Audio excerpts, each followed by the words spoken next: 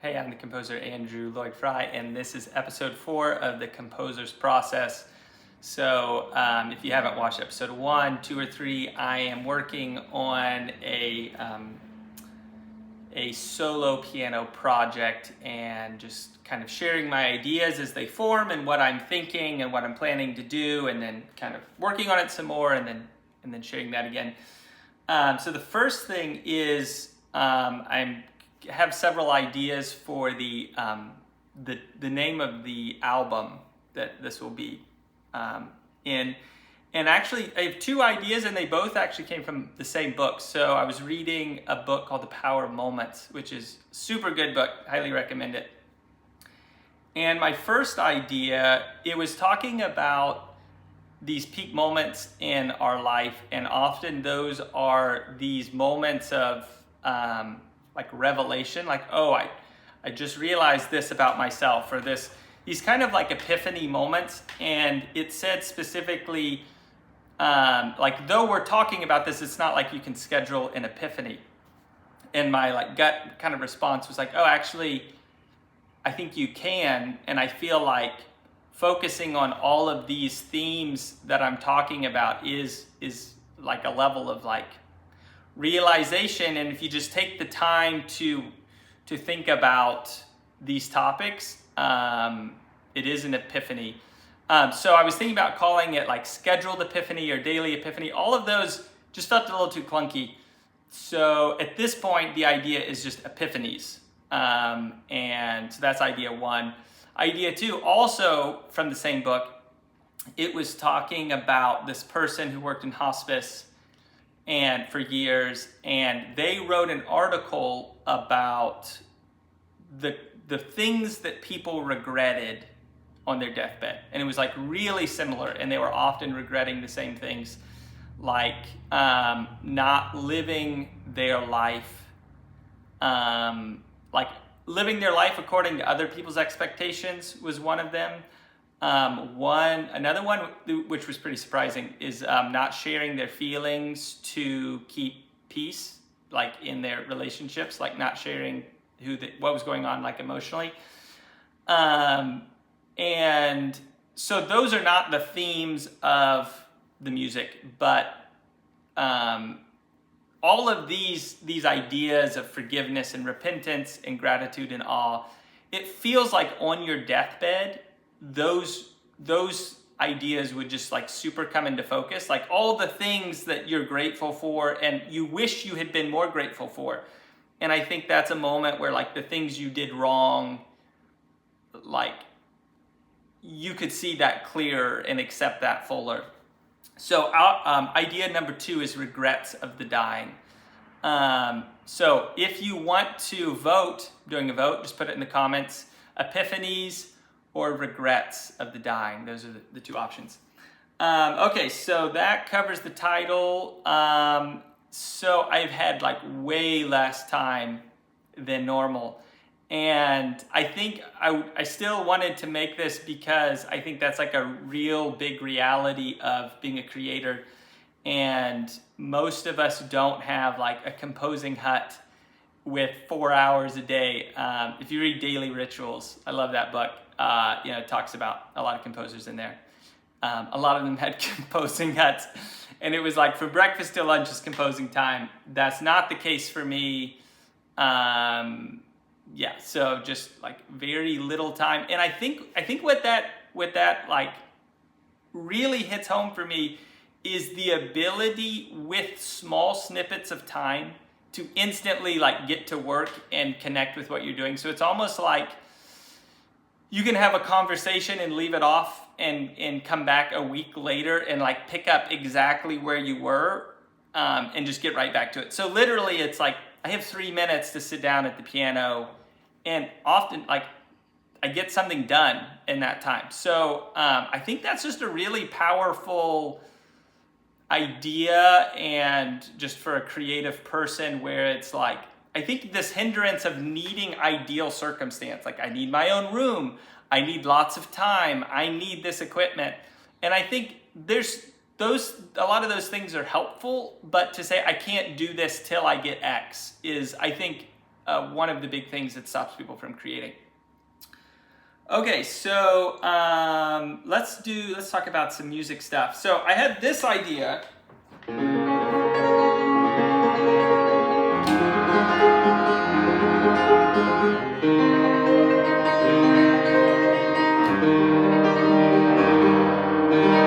I talked about that last time. So that's just those dyads and like rolling up, and that thing has just grown on me. So like I am liking that a lot, and I planned, it's like, okay, I think I will cycle through that twice. So that was half of the chord progression, and then it goes on. And what I realized is that there's this like emotional hurdle to essentially doing like a compositional cut and paste. So it's like, take that section and just do it exactly the same again.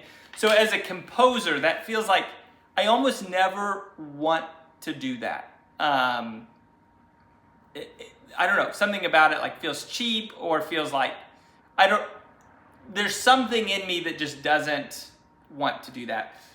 But as I just thought about that and sat with that, I think as a listener, that is a good idea. So there's this tension of like what the composer wants and what the listener wants, and does the composer want that for a good reason or a bad reason?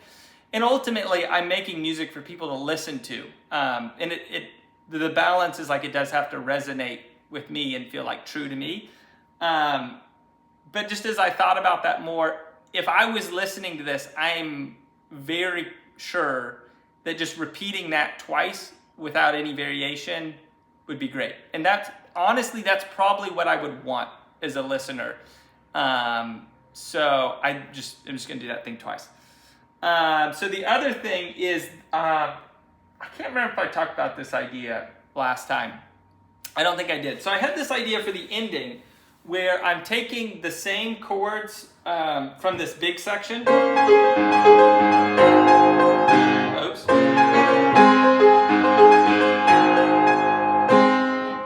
That thing. So I'm taking those same chords and I'm just kind of like changing how it's played. So originally the idea was like,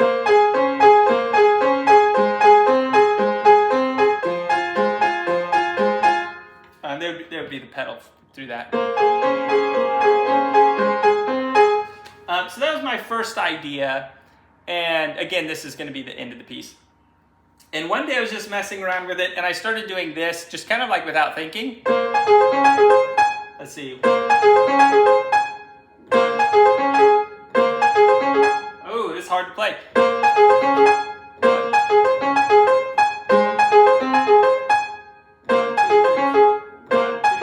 I can't play it anymore.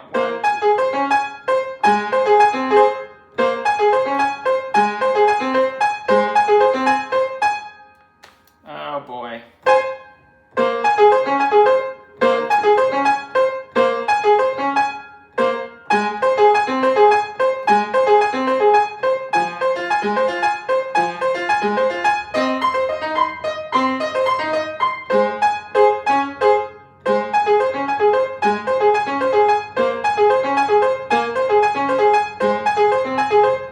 Okay, I finally got it. I am so sorry. Here we go.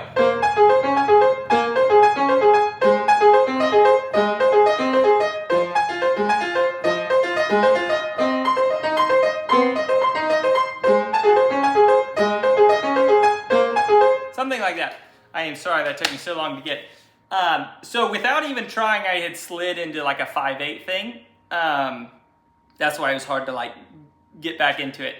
And I just like that a lot more. So I'm very interested in odd time signature. I think there's like it feels like this like huge, like untapped world. It's just like, yeah, it feels like this mineral in the earth that just like very few people have mined.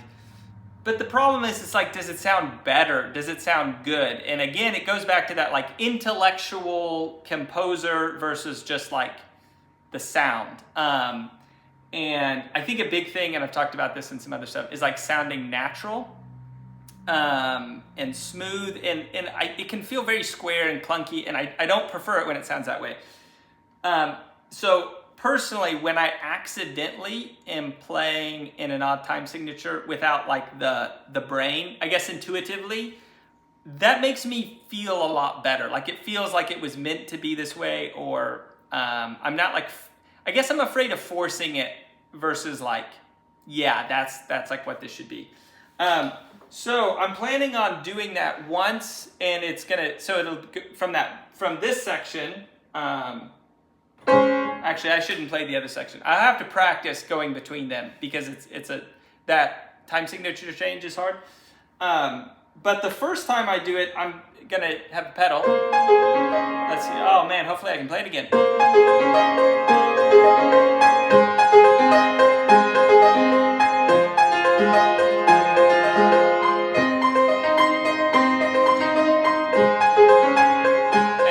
And then I'll go without the pedal, which is just, it feels like this really dramatic, like almost instrument change.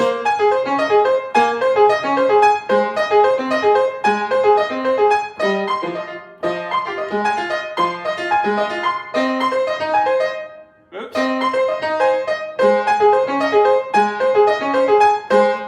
And it's going to end like that.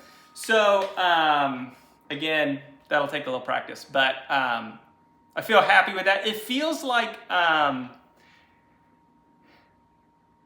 this emotional transition, and it feels like it's just very different than where I was most of the song, which is this thing.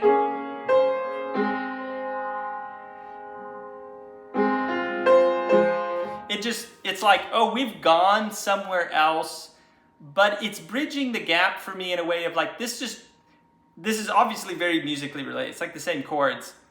But emotionally, it feels like this sense of like release, or this sense of freedom, and even like a sense of like joy, and even like a little bit of like whimsicalness, particularly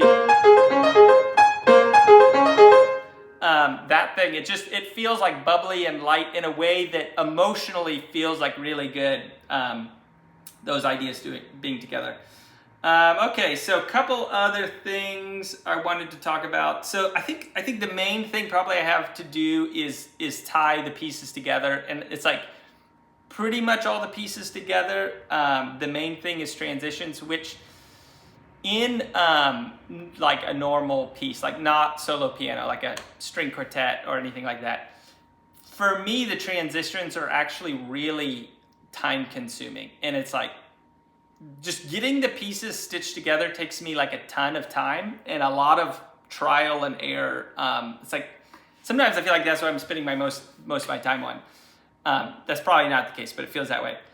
And the reason is, for me personally, I have this really high value of like flowing, and from one section like going to the next, and that like feeling really good and feeling really connected. And there's a chunk of classical music that just feels like, to me, and this is subjective, but it just feels like, I don't know, just quick cuts and a little too jumpy, and just not this like river flowing, but just, I don't exactly know how to describe it. So that, for me as a composer, that's a really high value. For solo piano music, all of those are just like super easy. And I think one of the things is there's like total time freedom / control. And it's like just me at the piano. So it's like this like rolling thing.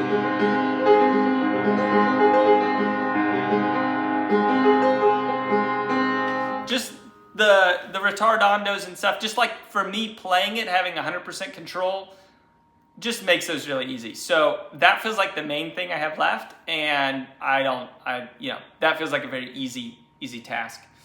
And then I think the last thing is, I was thinking about like, this piece is about forgiveness. And I think like more what I'm trying to get at is, I think I would use this term like micro forgiveness. So I feel like it's more common to talk about forgiveness in the sense of like abuse, or like these like really intense situations, and like forgiving that person. Like I feel like that's more the conversation about forgiveness, and that's more like the story. Like if you read a story about forgiveness, it's like, I'm thinking of stories of people in concentration camps, and they meet later in life, they meet somebody who is a guard, and giving them forgiveness. And I think that's like, those are super inspirational and super powerful. I think what I'm more interested in this idea is micro forgiveness, where it's like kind of like the things you need to forgive people for like 15 times a day. So it's like you reach out socially to somebody and you're like initiating, like, oh, how was your day? And if they respond in like a completely like not reciprocating openness, like if they say, oh, it's fine, and they just like leave it off at that, it's like, that's the type of thing that often goes under the radar of forgiveness. And it's like the people around us, someone having a grumpy day around you. I think those are the kinds of things like I'm trying to hit with this song. And because it's like small things that happen to all of us daily, then the act of forgiveness needs to become habitual and not this like once a year forgive the big person that abused you, but like daily forgiving like everybody that is around you pretty much. And then the last thing I wanted to go over is I'm really super interested in audience participation. So I think classical music has like done an abysmal job at that. And there's definitely a place of like, just come and listen. These are the experts. Just sit there, don't do anything and listen. And I'm like all for that. And I want those experiences. But I also think there's a lot of richness in audience participating. So like in some of my other piano music that I've performed, like the piece A New Kind of Air, like I have this thing going on. And during that section, I have the audience go, you know, they're making this wind sound. And recently I did a home show and I did Strange Liberty, and I had everyone write on a piece of paper their biggest problem of their life. And then we turned that into a paper airplane, and then there was a certain moment in the song that we're supposed to throw the paper airplane, which is kind of this symbol of like releasing control. All of these are like very counselor-esque, which I think is just another piece that I'm realizing, like I want to bring that to my music. It's like, let's have a therapy session right now. So with the album I'm currently working on, that's like running through the back of my mind like as I work on this. And what I'm tentatively thinking about, this is like brainstorm idea, is, so this is like the main theme of this piece. And this feels like the moment of like forgiveness.